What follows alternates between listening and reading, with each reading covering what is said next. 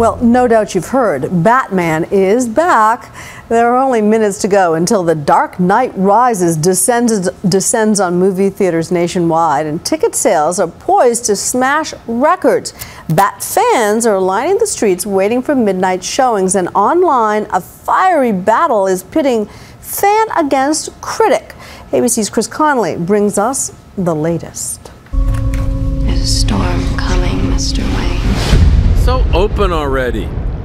Such fans as these have spent weeks awaiting The Dark Knight Rises, third film in the Christian Bale starring Batman trilogy. And with the film's 165 minutes of moodiness and mayhem nearly upon them, folks have been feeling it, in line and online.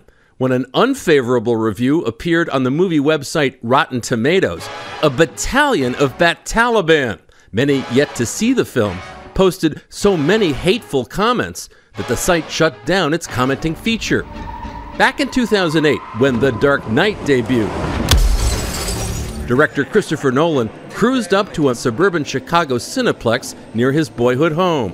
Somebody recognized me there and came up and said, I have to ask, what are you doing? This time, he probably couldn't find parking within a mile of the theater, with fans having purchased more than $25 million in tickets even before its opening. The audience tells you what the film is. You work for it for years until you see it to somebody who's hoping that you're going to entertain them on a Friday night or whatever. That's really when you know what the film is and what you've done or what you haven't done. That hasn't stopped others from weighing in with their own takes, like Rush Limbaugh's assertion that the film's villain Bane, created in a 1993 comic book, was meant as a stand-in for Mitt Romney's former place of business, Bain Capital. It's a very, very peculiar comment to make. From face masks drawn on candidates to purported allegorical links between the film's saboteurs and Occupy Wall Street, the sheer size of The Dark Knight Rises' reach figures to make it pop culture grist for many mills. Yet even as Nolan has gone his own way on these movies, he's grateful for the support he's earned from his toughest audience, the Batman faithful. It felt like a huge responsibility to take on an icon who is beloved by so many people.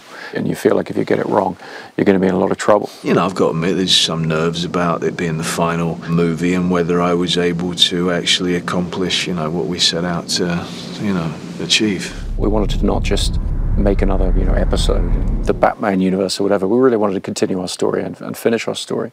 A story that, for a fervent audience getting its first good look late tonight, is really only beginning. I'm Chris Connolly for Nightline in New York City.